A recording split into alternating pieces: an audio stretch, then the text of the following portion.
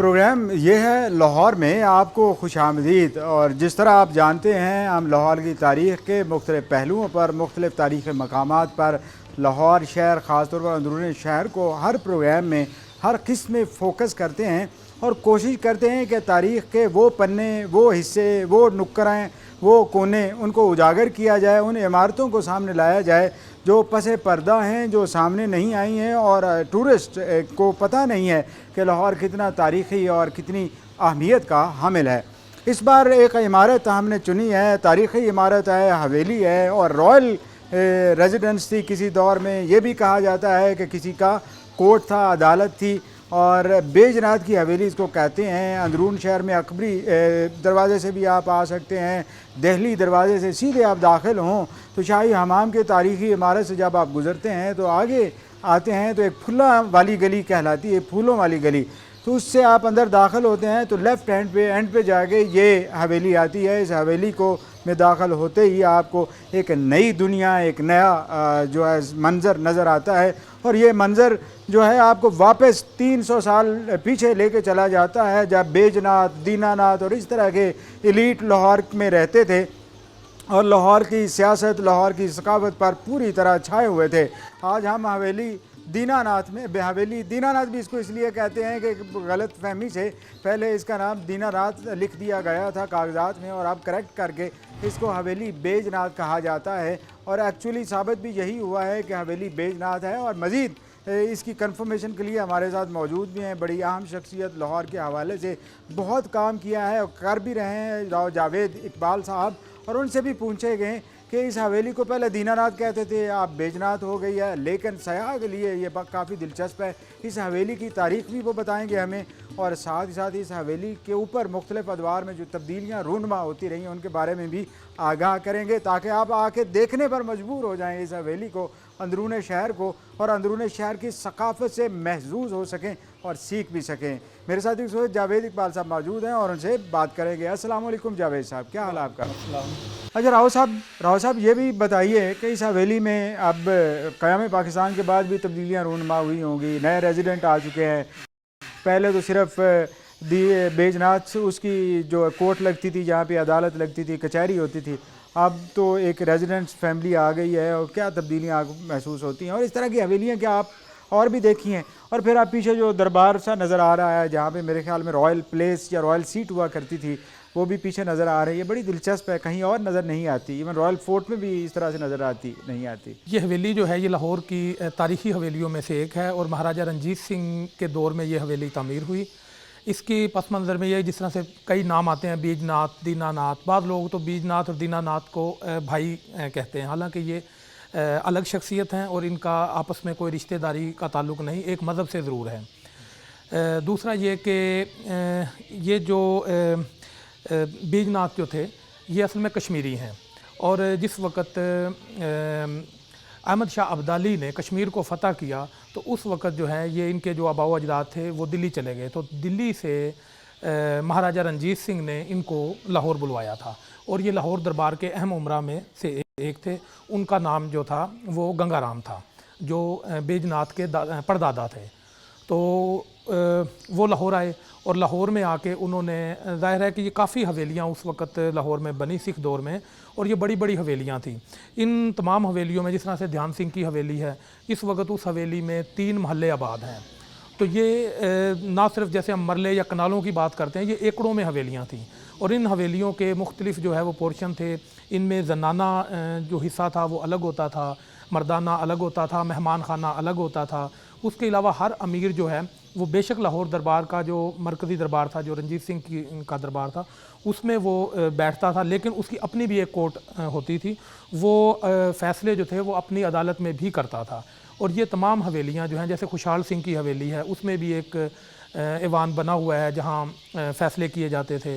इसी तरह से ध्यान सिंह की हवेली का हिस्सा भी वो मौजूद है जहाँ उनकी कचहरी लगती थी। इसी तरह से इस हवेली में भी हमारी जो बैक पे वो नज़र आ रही है ऐवान, जिसमें कचहरी लगती थी। तो इन तमाम हवेलियों में जो इस हवेली में एक मुनफरद चीज़ नज़र आती है, एक तो ये कि इसमें जो राजपूताना का पत्थर है, जिस तरह से हम बादशाही मस्जिद में देखते हैं, वही पत्थर जो और शाही इमारात में है, वो पत्थर की बड़ी बड़ी सिलें जो हैं वो इसके फ़र्श में इस्तेमाल की गई हैं। शुक्रिया राव जावेद इकबाल साहब। जैसा राव जावेद इकबाल साहब बता रहे थे इस हवेली के बारे में, इतनी इन्फॉर्मेशन तो पहले मेरे पास भी नहीं थी कि क्या हिस्से हैं इस हवेली के, क्या मालूमात हैं इस हवेली के बारे में, और जो यहाँ पे मकीन थे जिन्होंने बनाई थी उनकी लाइफ क्या थी, वो कश्मीर से कैसे आए, यहाँ पे आके कैसे बसे, और फिर कश्मीर से लाहौर में आके बसने वालों की एक अलग से कहानी है। आज भी एक बहुत बड़ी बरादरी है जो कश्मीर से ताल्लुक़ रखती है और फिर लाहौर में आके वो आप बसे हैं और लाहौर की सकाफ़त में, सियासत में, लाहौर के इंतज़ाम में एक नुमायाँ किरदार अदा कर रहे हैं और इवन कि लाहौर की तारीख़ में भी उनका पूरा किरदार है। तो राव जावेद इकबाल ने एक तरह से एक विंडो खोल दी है हमारे लिए कि हम लाहौर की तारीख़ को जानें और लाहौर की तारीख़ पे कश्मीर से आने वालों का किरदार और असरात हैं उनको भी एनालाइज़ करने की कोशिश करें, और जिस तरीके से एक लाहौर का विरसा और लाहौर की सकाफ़त उजागर हुई है जिसमें कश्मीर से आने वाले भी हैं, मैदानी इलाकों से आने वाले भी हैं, और इवन बैरून मुल्क से और दूसरी पर्शिया से, अफ़गानिस्तान से, सेंट्रल एशिया से आने वाले भी यहाँ के सेटल हुए मुख्तलिफ़ सदियों में। तकरीबन 1000 साल पहले से ये सिलसिला शुरू हो गया और फिर इस तरह आगे बढ़ता चला गया। राव जावेद इकबाल की जो मालूमात आप ज़रूर उससे महजूज़ हुए होंगे और आपकी मालूमात में भी काफ़ी इजाफ़ा हुआ होगा। और हम लेते हैं ब्रेक। राव जावेद साहब का शुक्रिया अदा करते हैं और आइंदा एपिसोड में भी ज़रूर राव जावेद इकबाल साहब के साथ हमारी डिस्कशन होगी जो आपके लिए फ़ायदे की बात होगी और हमारे लिए भी। Welcome back. ब्रेक से पहले बात हो रही थी इस हवेली की तारीख़ के हवाले से और कई तारीख़ी बातें सुने और ख़ास तौर रवायतें इस हवेली से और इस हवेली के मकीनों से मुतल्लिक़ आपने सुनी राव जावेद साहब से। अब मेरे साथ तानिया कुरैशी हैं जो डेप्टी डायरेक्टर हैं वॉल्ड सिटी लाहौर अथॉरिटी की, लेकिन इससे ज़्यादा तारीख़ का शगफ भी है उन्हें और साथ ही साथ तारीख़ी इमारतें देखती भी हैं, विज़िट भी करती हैं और उनको अप्रिशिएट भी करती हैं, उनके आर्टिस्टिक एलिमेंट्स को भी उजागर करती हैं। इस ख़ास हवेली के बारे में उनसे बात करेंगे। तानिया थोड़ा बताइए इस हवेली के बारे में कि कैसे रिस्टोरेशन का प्रोसेस तय हुआ था। बिल्कुल, ये हम लोगों ने जब सारी स्टडीज़ की थी तो ये इंतहाई इम्पॉर्टेंट हवेली इस लिहाज से भी निकली कि एक तो ये सिख दौर की थी, कंस्ट्रक्शन इसकी 1800s में जाती है। फिर ये जो महाराजा रंजीत सिंह के कोटियर्स थे उनमें से कोटियर की थी, और उसके बाद जो इसके आर्किटेक्चरल फीचर्स थे वो आप देखेंगे कि ये बहुत रिच है। इसमें आपको बेसमेंट्स मिलेंगे जिनको सर्द खाने कहते हैं, फिर इसमें आपको दरबार मिलेंगे, आपको इसमें मेज़नाइन फ्लोर्स मिलेंगी। फिर एक और बहुत इंटरेस्टिंग चीज़ जो इस हवेली की है कि दो इमारतों के दरमियान में बिल्कुल एक झरोके से सीढ़ियाँ जाती हैं। कहा यह जाता है कि उस वक्त वहाँ पे ख़जाना और इस तरह की चीज़ें छुपाई जाती थी जो कि हिडन रूम्स के तौर पे उसका कॉन्सेप्ट है। फिर उसके बाद उसी तरह यहाँ पे जो अपर स्टोरीज़ हैं और जिस तरह से दालान बने हुए हैं और इसमें रिहाइश अलहदा है और कोर्ट का साइड अलहदा है, तो उस सारे को मद्देनज़र रखते हुए हमने ये देखा था कि ये इंतहाई रिच आर्किटेक्चरल मेरिट की अहमियत रखती है। तो उस हवाले से इसकी जो डेप्रिसिएशन हो रही थी, इसकी छतों का काम था, इसकी दीवारों में शगाफ आ रहे थे एजिंग की वजह से, क्योंकि it was somehow a neglected piece so far. तो वॉल्ड सिटी अथॉरिटी ने ये किया कि जो इमारतें 2015-16 में रिस्टोर हुई हैं ये उनमें से एक इमारत है और इसके ऊपर उन्होंने इसकी छतों का काम जो है, इसमें शीशाकारी हुई भी थी, उसको काम को ठीक किया। फिर इसके अंदर कुछ फ्लोरिंग होने वाली थी, उसको ठीक किया। सीपेज का प्रॉब्लम आ रहा था इस हवेली में, पानी की वजह से इसकी बुनियादें कमज़ोर हो रही थी, उस सारी चीज़ को स्टडी किया गया। फिर उसके साथ कुछ कमरे थे जिनकी रेनोवेशन की गई है, जिनको रिस्टोर किया गया। अभी मज़ीद इस हवेली में काफ़ी ज़्यादा काम होने वाला है and most probably will be doing it in this year. थोड़ा सा अभी आगे 1-2 महीने में इसके अंदर काम शुरू होगा। इस हवेली में जो फ्रेस्को वर्क है उसके भी रिमेन्स थे जो कि with the passage of time residents ने इसको पेंट करके, सफ़ेदी करके, वाइट वॉश करके तो फेड आउट हो गई, और कईयों के ऊपर वो वाइट वॉश कर देते हैं ना लोग, तो वो उसमें भी ये हुआ कि फिर अब हमारी टीम्स जो हैं प्रॉपर वो उस चीज़ को स्टडी करके, तो कोशिश ये है कि नीचे से वो फ्रेस्को निकाल के उसको कंजर्व किया जाए। हम देख रहे हैं कि ये सारी हवेली रिस्टोरेशन के प्रोसेस से नहीं गुजरी, आधी रुकी हुई आधी है। क्या ये जो ओनर्स हैं या टेनेंट्स हैं यहाँ के, उनकी वजह से है क्या? हाँ, इस हवेली में इशू है प्रॉपर्टी का। It is divided into 2। कि कुछ हिस्सा एक का है, कुछ हिस्सा एक रेजिडेंट का है। लेकिन जहाँ तक कंजर्वेशन की बात है, हमने सबसे पहले उन चीज़ों को टच किया इस हवेली में जो इंतहाई डायलैपिडेटेड थी। जिस तरह जो मेन इनका ड्राइंग रूम एरिया है उसकी छत गिर गई हुई थी, तो वो हमने फिर कोशिश ये की कि मानसून से पहले पहले उस छत को मुरम्मत किया जाए। फिर इसी तरह कई ऐसी कमरे थे जो कि इंतहाई डेरेलिक्ट फॉर्म में थे, उनकी दीवारों में दरारें थीं, उनके छतों से पानी अंदर आ रहा था, लीकेज का, सीपेज का इशू था, फिर कई जगहों पे फ्लोरिंग के अंदर इशू आया हुआ था। तो हमने सबसे पहले पूरी स्टडी करके उन चीज़ों को कंजर्व और प्रिजर्व किया है जो कि इंतहाई ज़्यादा इम्पॉर्टेंट थी। जैसे ये मेरे ख्याल में क्या कोई आई थिंक दिस ये फवारा तो मुझे कम लग रहा है, लेकिन ये मुझे कोई ज़्यादा वो बाथिंग स्पेस ज़्यादा लग रही है। जिस तरह इसके अंदर ये पीढ़ी भी बनी हुई है और बिल्कुल इस तरह है। फवारा यहाँ पे बाहर भी है फवारा, लेकिन ये मुझे ज़्यादा I think it is exactly ये आबशार टाइप एक चीज़ बनी हुई है। अच्छा तानिया बताएं, जो इस वक्त लोग यहाँ पे रह रहे हैं वो किस तरह का कल्चरल जो एक तरह के मिक्सचर और जक्सटापोजिशन कर रहे हैं? यहाँ पे इस वक्त काफ़ी ज़्यादा फैमिलीज़ रह रही हैं। होता क्या है कि जब इन्होंने आफ्टर इंडिपेंडेंस यहाँ पे ये आए हैं 1940s में, तो उसके बाद जो प्रॉपर्टी थी सारी वो इनटू फैमिलीज़ ट्रांसफ़र हुई, जिसकी वजह से वो फैमिली यूनिट्स बनते गए, तो वो आहिस्ता आहिस्ता आहिस्ता ज़्यादा से ज़्यादा फैमिलीज़ होती गई। तो अब एक जो पोर्शन है वो आंटी खुर्शीद के पास है जो इसको लुक आफ्टर कर रही हैं। एंड लेकिन जो इंटरेस्टिंग चीज़ है इस हवेली की कि आपको बहुत एक टिपिकल अंदरूनी वो जो है ना कल्चर, अंदरून लाहौर का culture, intangible in terms of intangible culture, वो आपको यहाँ पे मिलेगा कि कोई बंदा ऊपर से किसी चौबारे में से किसी को आवाज़ मार रहा है, कोई कुछ कह रहा है, बच्चे खेल रहे हैं, उस घर वाले इस घर में आ रहे हैं, इस पोर्शन वाले उस पोर्शन में जा रहे हैं। इंटरेक्शन बहुत ज़्यादा है। और उसी तरह से आपको मुख्तलिफ चीज़ें मिलेंगी। कबूतर यहाँ पे आपको रखे हुए मिलेंगे, परिंदे यहाँ पे रखे हुए मिलेंगे, जो एक अंदरून का कल्चर है कि जी कबूतरबाजी, और बड़े बड़े ऊंचे ऊंचे इनके वो पिंजरे होते हैं और उसके अंदर ये रखते हैं। फिर आपको बच्चे इधर उधर आते जाते नज़र आएंगे। वो एक इंतहाई इसका एक लाइवली और वेरी टिपिकल इंटेंजिबल कल्चर। तो अब ये जो रेस्टोरेशन का प्रोसेस होने जा रहा है, तो क्या ये उन तक भी आपकी आउटरीच होगी जो अभी अंडर कंसिडरेशन एरियाज हैं यहाँ? हाँ जी बिल्कुल। अभी तो हमने इस हवेली को कुछ इसके पार्ट्स किए हैं, और इसी तरह से अब हम इंशाल्लाह विद इन दिस ईयर हम और जगहों को भी और हवेलियों को भी रिस्टोर करने जाएंगे। और क्या लगता है कि जो टूरिस्ट है वो उसकी अट्रैक्शन इस तरफ बढ़ेगी, या इन हवेलियों को जब आता है देखता है तो क्या फील क्या करता है? अच्छा रज़ा, इसमें यह है कि अभी भी एट प्रेजेंट, हालांकि ये हवेलियाँ पहले इनको कोई जानता नहीं था इस तरह से, ये वार्ड सिटी अथॉरिटी ने with the passage of time through social media या बाय वर्ड ऑफ माउथ इन हवेलियों को ज़्यादा उजागर करना शुरू किया है। जो रॉयल ट्रेल के ऊपर ये मेन एक हवेली आती है, अच्छा उसमें ये होता है कि अभी भी लोगों को जब हम बताते हैं कि सिख हिरा की हवेली है और उसका इस तरह से मेज़नाइन फ्लोर है, बेसमेंट्स हैं, सिख आर्किटेक्चर है, तो लोग बहुत ज़्यादा इंटरेस्ट लेते हैं इस जगह को आके विज़िट करने में। फिर उसके बाद ये जो हवेली है ये हमारे जितने भी गाइडेड टूर्स हैं उनका एक रेगुलर पार्ट है। ये यहाँ पे एवरीबडी विल कम इन। आप ये देखेंगे कि अगर आप एंटर हों, आप सिर्फ दरवाजे पे नॉक करें तो आपको बड़ा वार्म वेलकम किया जाएगा इस हवेली के अंदर। आपको ये नहीं बताना पड़ेगा, ना ही आपको इजाज़त लेनी पड़ेगी। वो आपको एक बंदे को इस तरह ग्रेटर लाहौर का जो ड्रेसअप है उसमें देखेंगे तो वो आपको खुद ही से वेलकम करेंगे। दे विल अंडरस्टैंड कि या आप कोई सहाफ़ी हैं, या आप कोई जर्नलिस्ट है, ये फोटोग्राफर हैं, या कोई टूरिस्ट हैं, विजिटर हैं, और वो आपको फिर वेलकम करेंगे और very warmly they will show you around the place. वो सारी जगह आपको दिखाएंगे। हालांकि इसमें रिहाइश है इनकी। कई दफ़ा होता है कि हम टूरिस्ट लेकर आते हैं तो अंदर इनके बच्चे वगैरह सो रहे होते हैं, दे डोंट माइंड, वो उसी तरह कमरों में से लेके गुजर रहे हैं और वो बड़ा ओपन माहौल है।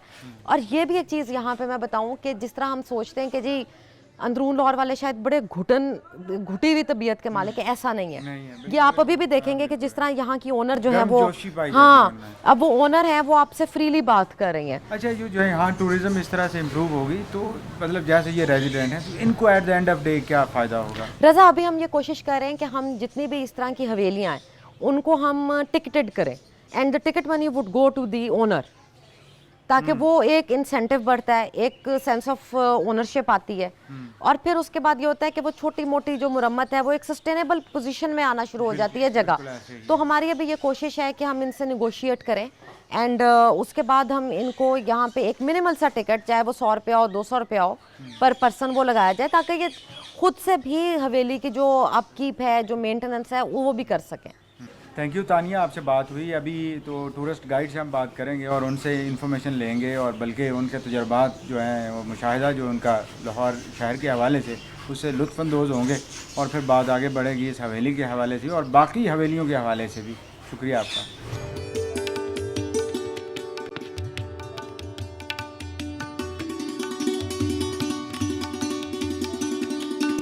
ये अभी तानिया कुरैशी से बात हो रही थी और इस हवेली की तारीख़ी, सकाफ़ती और सियाती अहमियत के बारे में वो बता रही थी। लेकिन इस वक्त हमारे साथ मौजूद हैं जो गाइड हैं यहाँ पे, सीनियर टूरिस्ट ऑफिसर भी हैं यहाँ पे और बड़े दिलचस्प हैं और अंदरून शहर से ताल्लुक़ रखते हैं। अंदरून शहर की गलियों, छोटी छोटी गलियों के बारे में जानते हैं। उनसे बात करेंगे। उनका नाम मुदस्सिर है, छोटा है उम्र में लेकिन बहुत तजर्बा है उन्हें अंदरून शहर में फिरने का, देखने का और लोगों को दिखाने का। उनसे बात करेंगे। अस्सलाम वालेकुम मुदस्सिर, क्या हाल है आपका?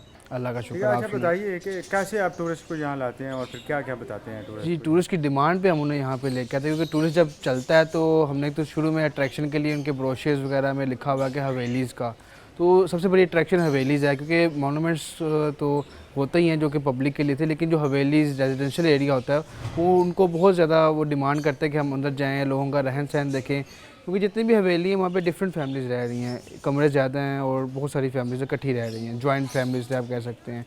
तो उन्हें जब हम लेके आते हैं यहाँ पे, हमारी तो कोशिश होती है कि यहाँ पे बैठा के चाय वगैरह इस तरह की कोई एक्टिविटी कराए जैसे वो लुत्फ़अंदोज़ हों। जिस तरह इन फ्यूचर हम प्लान कर रहे हैं कि यहाँ पर टिकट का कुछ सिस्टम हो जाए और वहाँ पे उनको कुछ खिलाया पिलाया जाए। जिस तरह यहाँ पे बहुत मशहूर खलीफा की खताइयाँ हैं, उन्हें चाय के साथ वो दी जाएँ। सबसे पहले हम लेके उन्हें आते हैं, उनके बेसमेंट्स देखनी होती हैं, उन्होंने इसके पुराना जो आर्किटेक्चर स्टाइल देखना होता है वो देखना होता है, उन्हें ला के यहाँ पे हम सिटिंग करवाते हैं। उसके अलावा यहाँ पे उनको कुछ टाइम देता है कि वो यहाँ पे अपनी वो सेल्फीज़ ले लें, तस्वीरें ले लें। इस तरह से उन्हें हम यहाँ लेके आते हैं। इस हवेली के बारे में कन्फ्यूजन भी बड़ी रहती है कि ये बैजनाथ की है, दीनानाथ की है, तो अब ये तय हो गया कि ये बैजनाथ की हवेली है? जी, तकरीबन ये तय हो चुका है कि ये बैजनाथ की है। कुछ डॉक्यूमेंट्स क्योंकि 2-3 डिपार्टमेंट्स पे काम कर रहे हैं, शनाह खान काम कर रहा है। अच्छा, तो कुछ लोग ऐसे भी आते हैं कि जो इंडिया से जिस तरह से या जिनकी ओरिजिन यहाँ से हो और इस इलाके से हो और फिर वो अपने आबा व अजदाद की बड़ों की चीज़ें देखने आए, हवेलियाँ देखने आए, ऐसा हुआ है वाक़ई? बहुत सारे आते हैं जो कि इंडिया से होते हैं या जो कि सिख मोस्टली यूके में सेटल हैं, तो वहाँ से वो लोग आते हैं स्पेशली अपने आबा अजदाद की देखने की। बल्कि लास्ट टाइम एक मुसलमान आया था, उसका कोई दोस्त सिख था, तो वो जब यहाँ पे आया वो पूरा मैप बना के ले आया था, जी यहाँ पे जाके फलानी गली में यहाँ पे जाके मेरा घर हुआ करता था। तो उनको वो लेके जाते हैं, हम वहाँ पे उनको घर दिखाते हैं। बल्कि कुछ लोग रिसर्च कर रहे हैं रंजीत सिंह के एरा के ऊपर, तो ये जो बड़ी बड़ी हवेलीज़ हैं जिस तरह बैजनाथ, दीनानाथ, ये सारी हवेलियाँ जो वो रिलेट करती हैं रंजीत सिंह के एरा को। तो जो उसके फॉलोअर्स हैं वो बहुत सारे आते हैं, आके उसके ऊपर रिसर्च करते हैं और बाकायदा इसके ऊपर 2-3 बुक्स लिखी जा चुकी हैं। अच्छा, ये बताएंगे आप समझे एक टूरिस्ट है वो आपके साथ चल पड़ा वहाँ से दिल्ली गेट से, तो आप कैसे बताते हैं कि आप मैं कौन सी हवेली में लेके जा रहा हूँ आप उन्हें? जी पहले तो हम बताते जी पतली गली में से गुजरेंगे, हम सब पतली गली से गुजरते हुए हम जाएंगे जी फूलों वाली गली में। जस्ट उसकी निशानी ये है कि वो शुरू में फूलों वाला बैठा है तो वो फूलों वाली गली है। तो हम जाते हैं जी हम बैजनाथ की हवेली में जा रहे हैं, जी दीनानाथ की हवेली में जा रहे हैं। तो दीनानाथ के ऊपर अक्सर शुगल होता है कि जी दीनानाथ चौहान वो मूवी वाला, तो इस तरह से उनकी अट्रैक्शन, नाम भी अट्रैक्शन जो मूवीज़ के वाले हैं वो ऑलरेडी उनके नाम बहुत अट्रैक्शन फुल हैं जो कि इनको अट्रैक्ट करते हैं हवेली की तरफ। इस तरह से हम उन्हें लेके जाते हैं यहाँ पे। शुक्रिया मुदस्सिर आपका, आपने बहुत रहनुमाई की। इसी तरह जिस तरह आप टूरिस्ट को कराते हैं, सयाहों को कराते हैं और फिर हमें आपने हवेली बैजनाथ दिखाई, उसके मुख्तलिफ हिस्से भी दिखाए हैं और हमने बड़ा लुत्फ़ उठाया इस हवेली की सैर से। और नाज़रीन, जैसा कि आप जानते हैं कि अंदरून शहर में हवेलियाँ जो हैं वो बड़ी अहमियत की हामिल हैं और ऐसी हवेलियाँ भी हैं जिनको देखने के लिए दूर दूर से बल्कि दूसरे ममालिक से लोग आते हैं। और इन हवेलियों की अहमियत ये भी है कि कोई सिख पीरियड से ताल्लुक़ रखती हैं, कुछ लेटर मुग़ल पीरियड से भी ताल्लुक़ रखती हैं, ब्रिटिश पीरियड की भी हैं और इनके ऊपर मुख्तलिफ़ औक़ात में जो रेस्टोरेशन प्रोसेस होते रहें या एडिशंस होते रहे या इनके अंदर जो इजाफ़े होते रहे मुख्तलिफ़ औक़ात में, वो भी नज़र आते हैं। यूँ पता चलता है कि अंदरून शहर की तारीख़ क्या थी, इंटेंजिबल कल्चर क्या था, हेरिटेज किस किस्म का था, यहाँ का लोग किस तरह आपस में रहते थे। और जब बड़ी हवेलियाँ जहाँ पर सिर्फ़ एक नवाब या एक बड़ा अमीर शख्स रहता था। उसके बाद जब ये हवेलियों का बंटवारे हुए या हवेलियों में ज़्यादा ख़ानदान आके बसना शुरू हुए तो फिर यहाँ का कल्चर किस तरीके से बना। मज़ीद बातें करेंगे, यहाँ के रेजिडेंट से बातें करेंगे। दीनानाथ हवेली के अंदर, बैजनाथ की हवेली के अंदर, दोबारा मैं सही कर दूँ, बैजनाथ की हवेली, क्योंकि बाज़ औक़ात इसको बैजनाथ की हवेली कहा जाता था, बाज़ औक़ात दीनानाथ की हवेली कहा जाता था, लेकिन अब हिस्टोरियन ये कहते हैं कि ये बैजनाथ की हवेली है। और इसके रेजिडेंट्स जो यहाँ पर रहते हैं उनसे बात करेंगे और फिर आप तक ये बातें पहुँचाएँगे भी, ताकि आपकी दिलचस्पी भी बढ़े। ब्रेक के बाद दोबारा मिलते हैं।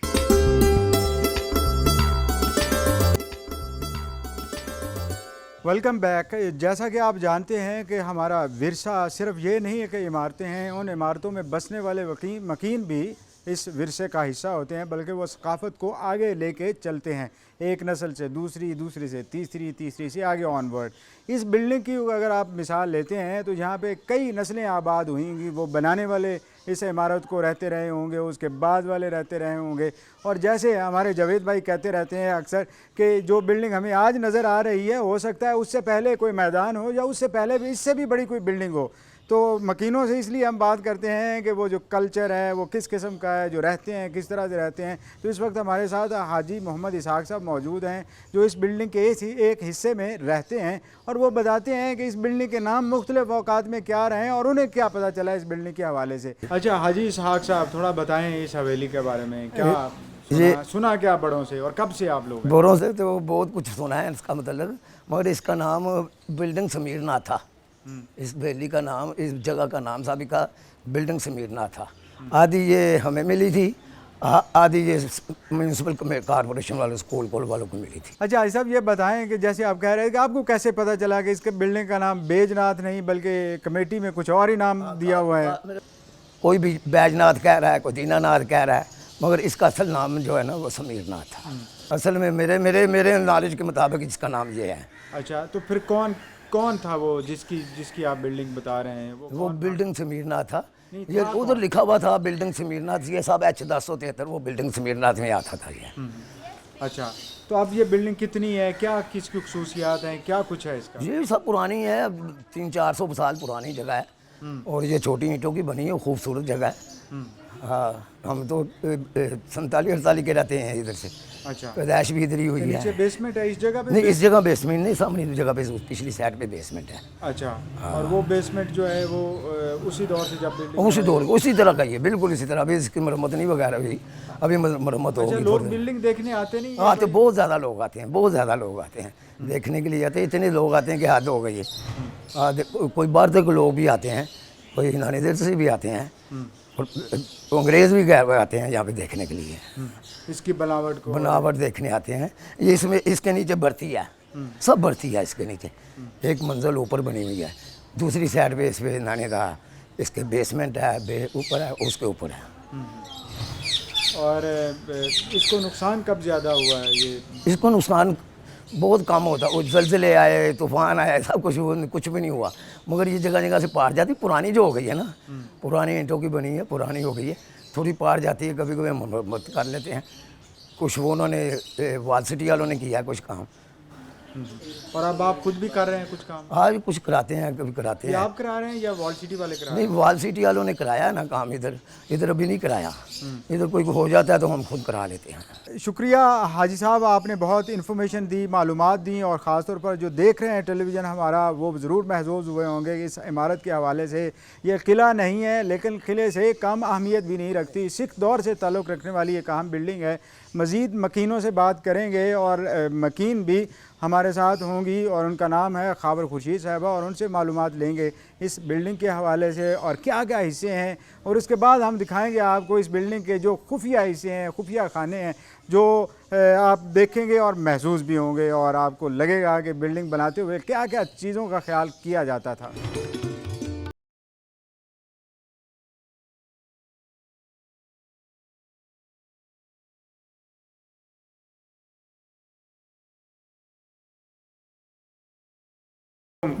साहब, अब थोड़ा बताइए इस हवेली के हवाले से हमें।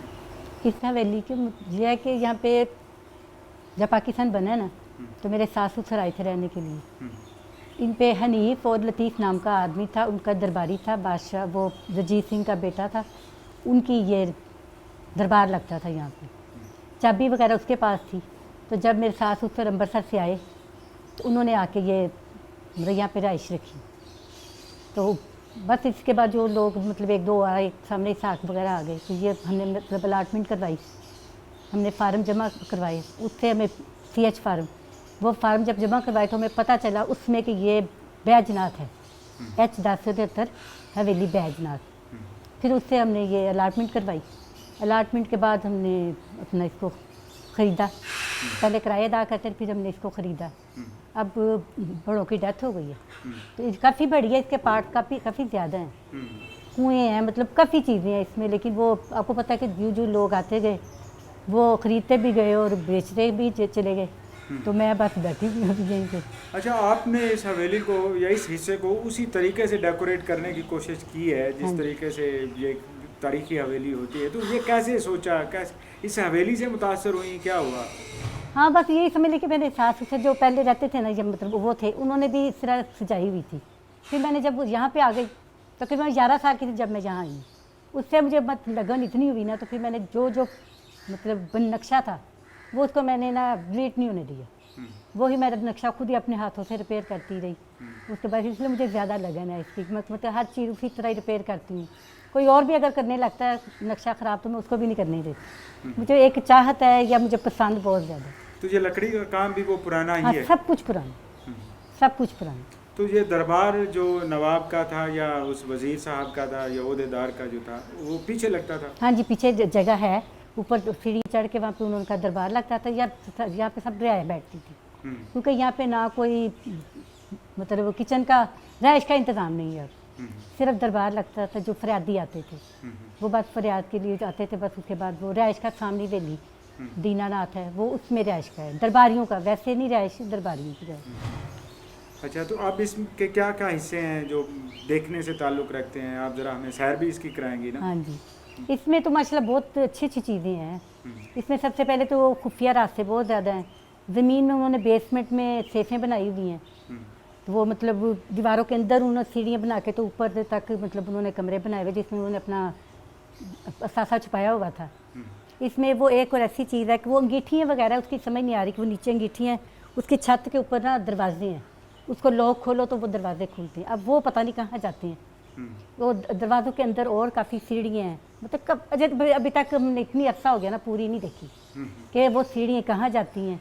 कुछ तो 2-3 सीढ़ियों का पता चल गया कि कहाँ जाती है खुफिया रात से, और कोई कहता है कि सुरंग है जो उसकी नीचे जाती है पीछे, लेकिन मतलब अभी तक हम पूरी तरह नहीं देख सके। ये तो क्या ये कनेक्टेड सी सामने वाली हवेली से या नहीं? नहीं, ये अलहदा थी, वो ये अलहदा थी? ये अलहदा वो अलहदा। अच्छा, हाँ जी, उसका तो डेस्क आप जिस जगह हम बैठे हैं ये क्या चीज़ थी? ये दरबारियों का दीवान लगता था ना सारा, रियाया बैठती थी यहाँ पे सारी। और इसकी छत हुई? हाँ, ये शीशों नक्शो वाली निगारी और- की बहुत खूबसूरत छत है, इसके छोटे छोटे पीसीज हैं और इसमें शीशे लगे हुए हैं। मैं तो चाहती हूँ कि इसी तरह दोबारा बन जाए तो देखो, या साफ हो जाए और हाँ, या पूरा साफ नजर हो आए। जाए। ये जो बाकी है ना वो भी इसी तरह बनानी है, मैंने इसके पीसीज संभाले हुए हैं, वो इसी तरह पीसीज की छत बन और जाएगी। पीछे वो क्या है, वो हिस्सा उसका जो है? वो भी उनका खुफिया ही है सारा कुछ, काफ़ी पीछे भी कमरे हैं, उसके अंदर भी सीढ़ी हैं, उसके ऊपर तो खुफिया कमरे हैं, मतलब इसी तरह पिछले उधर ज़्यादा कमरे हैं, मतलब काफ़ी, मतलब ये है कि वो किताब लिखे ना उसको फिर पूरी समझ आती कि इसमें क्या क्या चीज़ें हैं, किस मकसद के लिए हैं। यहाँ पे फाउंटेन बहुत ज़्यादा थे, एक ये बाहर फाउंटेन है, एक नीचे था फाउंटेन, बेसमेंट में था, बस मतलब बहुत खूबसूरत चीज़ें, मतलब यहाँ पे संगमरमर की जालियाँ थी, आबशार थी, मतलब देखने के काबिल थी कि क्या चीज़। अब तो मैं मतलब जितना कर सकती हूँ उतना करती हूँ। और अभी भी वो पेंटिंग्स उस कमरे में जिस हाँ तरह जी, वो पेंटिंग लगी हुई है, हैं, इधर ऊपर भी पेंटिंग नज़र आ रही उसको है, ornamentation तो जो वो है सामने कमरे में काफ़ी ज़्यादा पेंटिंग अभी है, मौजूद है अभी, वो खुफिया रास्ते भी मौजूद हैं सारे, वो मैं तो। अच्छा, आप ये बताएं कि इस हवेली में रहते हुए क्या लर्न क्या किया आपने, सीखा क्या कि क्या ये एक शाही हवेली में रहते हुए आम घर में रहना और शाही हवेली में रहना एक मुख्तलिफ सोच होती है ना? पहले तो नहीं थी, हाँ, साफ बात है, पहले तो ये था कि बस मैं डेकोरेट करती थी कि मुझे शौक था, लेकिन अब जब से ये विरसा बन गया, लोगों को पता चल गया, अब मुझे खुशी होती है कि चलो मैंने कोई चीज़ संभाली हुई थी, चलो कदर हो गई चीज़ की। पहले तो किसी को पता ही नहीं था कि क्या है क्या नहीं है, तो लेकिन अब माशाल्लाह अब जब सयाह यहाँ पे आते हैं देखने के लिए, हाँ, तो बाहर से आ गया, आप लोग अपने काम में लगे होते हैं, हाँ जी, कोई सो रहा होता है, हाँ, कोई बच्चे होते हैं घर में, हाँ जी, मेहमान आए होते हैं, लोग आ जाते हैं, तो आप क्या महसूस करते हैं कि कुछ लोग तो देखना चाहते हैं। कुछ लोग तो बुरा महसूस करते हैं, लेकिन जो मैं नहीं करती, क्योंकि मुझे खुशी होती है कि कोई चीज़ है तो कोई देखने के लिए आए। और इस तरह हमारे पाकिस्तान का नाम भी होता है, शहर का नाम भी होता है, और सबसे पहले और हमारा इखलाक होता है कि हम किसी के घर गए हैं तो किसी ने चाहत से बुलाया। जैसे अब इंदिरा गांधी की पोती आ गई देखने के लिए, अच्छा, वो आई, वो इतनी खुश हुई, मतलब वो समझ है कि मेरा हमारे उन्होंने बनाई हुई है। वो एक एक चीज़ को जैसे चूम रही थी देख के, इस तरह वो फिर जाके यही याद करते हैं ना कि किसी ने अच्छा बिहेव किया है, अच्छा इखलाक है। ये बहुत लोग कहते हैं कि टिकट लगाओ, ये करो, मैं नहीं। अच्छा, लेकिन अगर ये जिस तरह इसको मेंटेन करना है, काफ़ी कॉस्टली है। एक बार तो थोड़ी सी हो गई, लेकिन मुसलसल मेंटेन करने के लिए काफ़ी सरमाया नहीं चाहिए होगा? बहुत ज़्यादा सरमाया चाहिए मेरे मुताबिक, तो बहुत ज़्यादा काम अभी बाकी है। यानी ये छत अभी जो नीचे नहीं, वाला वैसे फर्श ही है अभी बनने बहुत वाला, काम बहुत बाकी सारी है, चीज़ें हैं बहुत सारा काम बाकी है। ये तो मतलब मेंटेन है कि जब मैं खुद ही कर लेती हूँ, या वॉल सिटी वालों ने कर दिया है, लेकिन अभी उसके बराबर समझो कि नमक के बराबर काम हुआ अभी बहुत काम बाकी है। तो आप क्या सजेस्ट करते हैं जिनकी दूसरी शहर में दूसरे और लोगों की हवेलियाँ हैं, ख़वातीन जो, और वो क्या करें, क्या सिस्टम वो भी चलाएं? इसी तरह संवारे बनाएं, क्योंकि हमारा कौमी सासा है। इसी तरह उसको अगर कोई मतलब छोटा मोटा काम है वो खुद कर लें, रिपेयर करें इसको। अगर नहीं, जैसे मेरे पास इतने वसाइल नहीं है, लेकिन मैं खुद अपने हाथों से कर लेती हूँ। लेकिन इस चीज़ को संभालें, जितना हो सकता है इसको संभालें, ताकि हमारे पाकिस्तान का, शहर का नाम रोशन हो और दुनिया देखने के लिए आए कि हाँ, इन लोगों ने कोई चीज़ बनाई हुई, देखी, संभाली हुई। शुक्रिया खावर खुर्शीद साहिबा। नाज़रीन, जैसा आप जानते हैं कि आपने ये प्रोग्राम देखा इस हवेली के हवाले से। हवेली बेजनात इसको कहा जाता है, बाज़ औक़ात इसको दीनानात भी कहते रहे हैं लोग, लेकिन हकीकत यही है कि ये हवेली बेजनात है। और इस हवेली की मिसाल लाहौर की हवेलियों में भी एक नुमायाँ इसलिए कही जा सकती है कि सिख पीरियड से ताल्लुक़ रखती है। इसमें अभी उस तरह से तब्दीलियाँ नहीं की गई हैं जो मुख्तलिफ़ हवेलियों में हमें शहर में नज़र आती हैं कि बाद में बरतानवी दौर आया या उस दौर में उनमें तब्दीलियाँ आ गई, इजाफ़ा कर दिया गया। इसमें उस तरह से नज़र नहीं आता। ओरिजिनल शेप में ये हवेली है। जिस जगह हम बैठे हैं ये नीचे बेसमेंट है, ये छत है, लेकिन इधर से आप जब दाखिल होते हैं यूँ लगता है कि आप पहली मंजिल पे आ गए हैं और नीचे बेसमेंट जो है वो बिल्कुल नीचे रह जाती है। उसे वहाँ जाने के लिए आपने पहले थोड़ी सी फुटेज भी देखी होगी कि एक रास्ता जाता है नीचे को, और बड़ा दिलचस्प और पुरस्कार सा ये रास्ता है जो बेसमेंट में जाता है। और साथ ही साथ आपको ये बताते चलें कि इस तरह की हवेलियाँ इस इलाके में नहीं, पूरे शहर में फैली हुई हैं, और ये हमारे लिए एक एसेट का दर्जा रखती हैं, लाहौरियों के लिए ख़ास तौर पर, जो ज़िंदा दिलान कहते हैं उनकी तारीख़ को उजागर करने के लिए कि कौन कब यहाँ पे क़याम पजीर रहा, कितनी अजीम शख्सियात इस इलाके में रहती रहीं। इस लाहौर जिसको हम कहते हैं महमूद गजनवी के दौर से मुसलमान तो आ गए, लेकिन उससे पहले भी इसकी बड़ी तारीख़ है। जिस तरह राव जावेद इकबाल के किताब भी है तारीख़ हकमान लाहौर, आप ज़रूर उसको भी पढ़िएगा और उससे महजूज़ भी होंगे आप लाहौर की हिस्ट्री के हवाले से भी। और साथ साथ जो आपने देखा सुना, खावर खुर्शीद साहबा ने जो बताया, जो इसहाक साहब ने बताया, जो राव जावेद इकबाल साहब ने बताया, जो तानिया कुरैशी ने और मुदस्सर ने जो आपको गाइड किया, ये सब पल्ले ज़रूर बांधिएगा, क्योंकि लाहौर बार बार नहीं आया जाता, बड़े रश में से होकर यहाँ पहुँचते हैं। और लाहौर का जो देखा, जो कुछ आपने देखा, जो विजुअल्स देखे, जो तारीख़ी इमारत के हवाले से जो मालूमात आपको मिली, ज़रूर इसको आगे शेयर कीजिएगा, क्योंकि ये हमारा विरसा है और हमने इसे आगे लेके जाना है, अगली नस्ल तक लेके जाना है। प्रोग्राम का वक्त ख़त्म होता है, लेकिन ये प्रोग्राम ख़त्म नहीं होता। ये जो जज्बा क्रिएट कर रहे हैं, आपको कायल कर रहे हैं, ये ख़त्म नहीं हुआ, ये आगे चलता रहेगा। और आप हमें फ़ीडबैक ज़रूर दीजिएगा। फ़ीडबैक देने के लिए हमारा एड्रेस है YHL@city42.tv। और इसके साथ ही अल्लाह हाफिज़।